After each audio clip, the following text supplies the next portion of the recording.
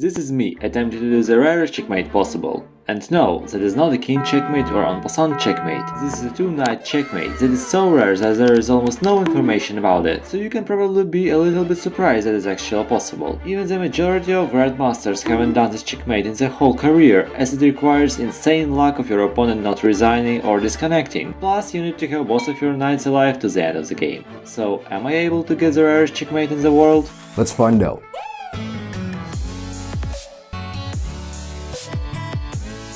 I started this challenge with learning and training this checkmate with the Iron bot. But before we check that, let me tell you one thing. The actual 2-knight checkmate is possible only if your opponent has negative IQ and he goes to the corner of the board. But let's imagine that our opponent is not dumb and he'll just stay in the center of the board. And that is the main problem. But every problem has a solution. And the solution is pawn.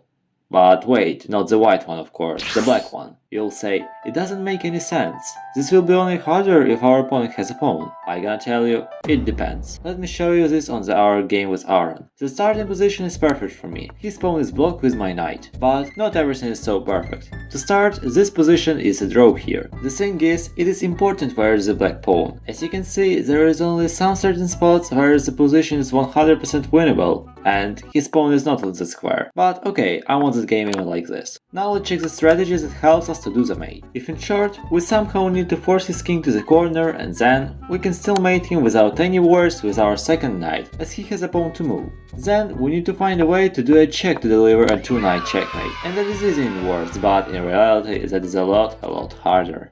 I started playing chess with 5-minute blitz because I thought that won't be easy if I'll just play 1-minute bullet. I was a bit confused why I have such a big blitz rating as I didn't play any blitz on that account, but I continued playing anyway. My main strategy was to keep my knight safe, as losing one knight is not that bad, but if I lose both of them, the game is basically over. Okay, he took first knight, but first knight is never usually that bad. Even in the first game everything was cool, we played an endgame where I had an extra knight and he still had some pawns. Unfortunately, the game ended in a draw, as I had only one way to stop his pawn from promoting and I had no choice. The next game was bad for me. I started with Caracan defense and he immediately pinned my knight and king, and I was not able to castle 2 as his queen was taking f8 square. In the end, I didn't notice that I can get mated and I successfully got. In the next game I was doing great. I still had one knight and everything was okay, but then I lost it and somehow I lost the game. You didn't say anything. Then I had a really good chance. We both had 2 knights and rook, but the bad thing is time. When I finally won his knight and had a hope, he lost on time. The next game was unfortunate for me too. When I had a great position, he lost the queen by 1000 IQ move and resigned. That is the main reason why these challenges are way easier with bots, they don't resign. Anyway, in the next game my opponent left the game, and as I didn't need the rating points and I didn't want to wait too, I just resigned. I just can't imagine his reaction after winning that game. Then I did a cool mate and lost in 8 moves because of stupid promo. Or stupid me, but that is left for you to decide. In this game I had some hope of promoting 2 pawns to knights, but he resigned. But after some more lost and resigns, I had this game. I had both knights and we exchanged our rooks. That was a really good position for me, as he had pawns and the only thing left was to win him in the endgame. And yes, I won him here, but only in the way I wanted. I was doubting whether to mate or not, and I didn't mate. Here I realized that I am the stupidest man ever born. Why do I need a queen mate and extra rating points if I don't need both of them?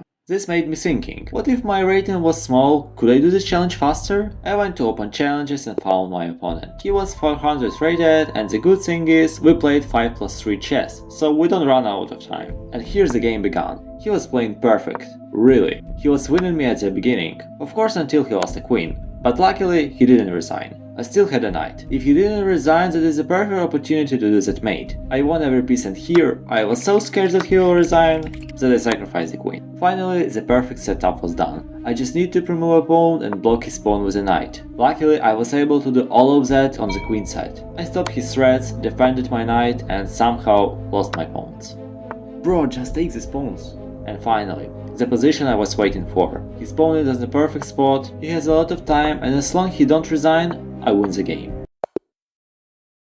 Wait, that was only a joke. Now I have 50 moves to push his king to the corner of the board, and that was really hard. Eventually, he was there. I was so scared that he will resign or something will go wrong.